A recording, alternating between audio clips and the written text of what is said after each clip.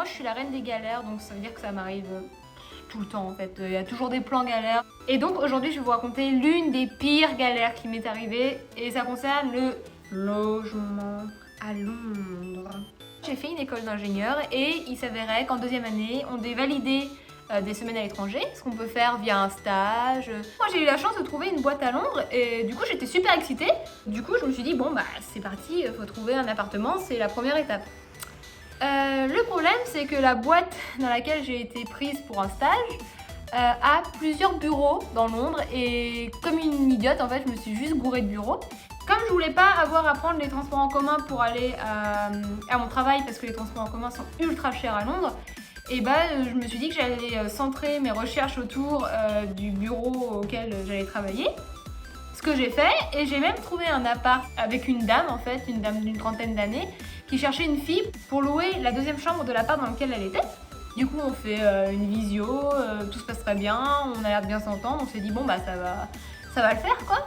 Et avant de signer le contrat, la grosse nunuche que je suis s'est rendue compte que le véritable bureau dans lequel j'ai travaillé se trouvait genre à 1 heure, quoi, complètement l'opposé de Londres.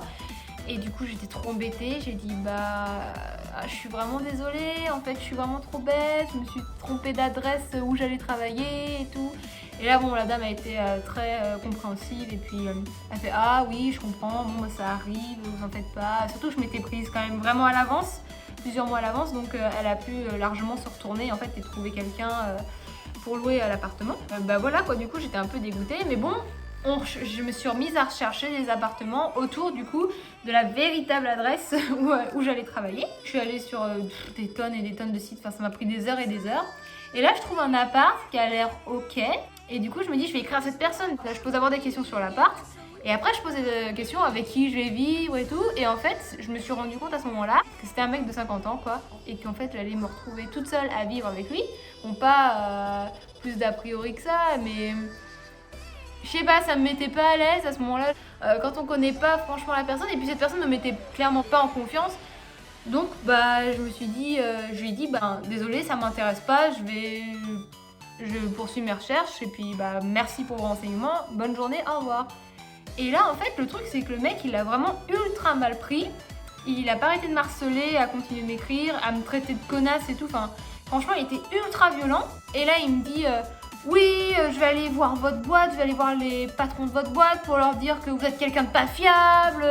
En gros le mec il faisait croire que je lui avais promis que je viendrais dans son appartement et qu'il allait dire à mes employeurs que je suis quelqu'un sur qui on peut pas compter parce que je promets des choses et je le fais pas et tout. Et je crois que ça l'énervait encore plus que je réponde pas parce qu'en fait il s'énervait tout seul dans le vent, et puis enfin moi ça me faisait peur quoi, surtout qu'il arrêtait pas de m'insulter et tout. Bon, on trouve un appart à Londres, c'est pas gagné. Et enfin, après moult recherches sur internet, je trouve enfin un appart qui a l'air ok, qui est surtout à 10 minutes à pied de là où j'allais travailler, et je me suis dit bon bah go, on contacte. Là bon bah ça se passe normalement, et le gars m'avait dit qu'on signerait quand on verrait l'appartement en fait une fois que j'arriverai à Londres. Et du coup le temps passe, je continue à aller en cours, et arrive le moment où je vais aménager à Londres. Du coup il y a mes parents qui viennent avec moi parce que bah en fait j'avais beaucoup d'affaires à porter, et puis je sais pas, ça les rassurait peut-être de m'accompagner, de voir où j'allais et tout. Et du coup on cherchait le gars qui était responsable de cet appartement. Et c'était franchement une galère sans nom. D'abord il nous disait allez à ce point-là à Londres, et du coup on y allait en métro, et puis il nous dit ah du coup j'ai eu un autre rendez-vous ailleurs, rejoignez-moi là. Du coup on allait là, et une fois arrivé allez jusqu'au restaurant machin.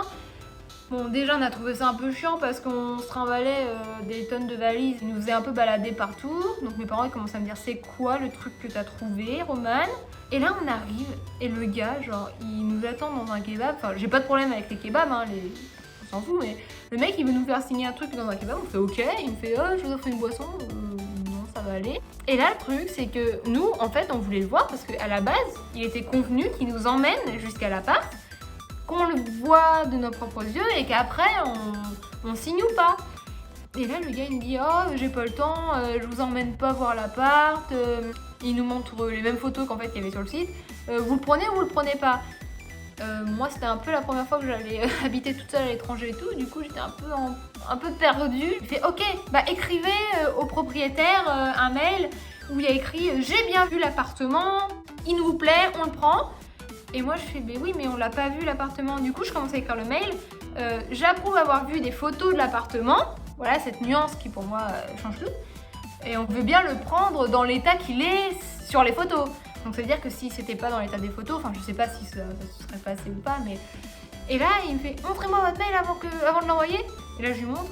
Il fait ah non vous mettez pas photo et tout. Je fais bah si parce que c'est ce qui va passer. Il fait ah ouais mais sinon vous aurez pas d'appart et tout.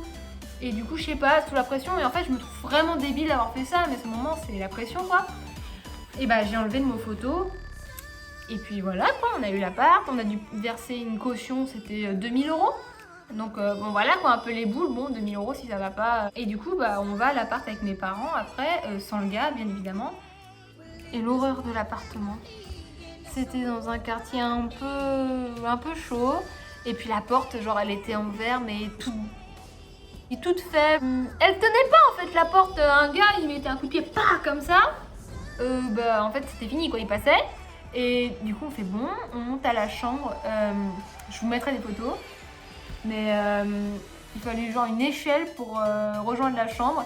Et le truc ultra dangereux c'est que du coup il y avait un gros trou dans la chambre, genre si moi je dors, je vais faire pipi la nuit et que je me loupe en fait, bah il y avait un gros trou quoi, je pouvais juste tomber.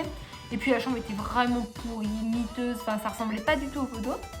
On appelle le gars, on fait non mais vous êtes moqué de nous quoi, ça va pas, ça ressemble pas du tout aux photos et tout machin. Il fait oh je comprends pas, alors que c'est le gars qu'on a vu au kebab, donc qui sait très bien ce qui s'est passé. Hein. Ah oui non je comprends pas, vous l'avez vu, vous avez dit que c'était très bien comme ça. On fait bah non vous étiez là, on l'a pas vu l'appartement, vous le savez aussi bien que nous.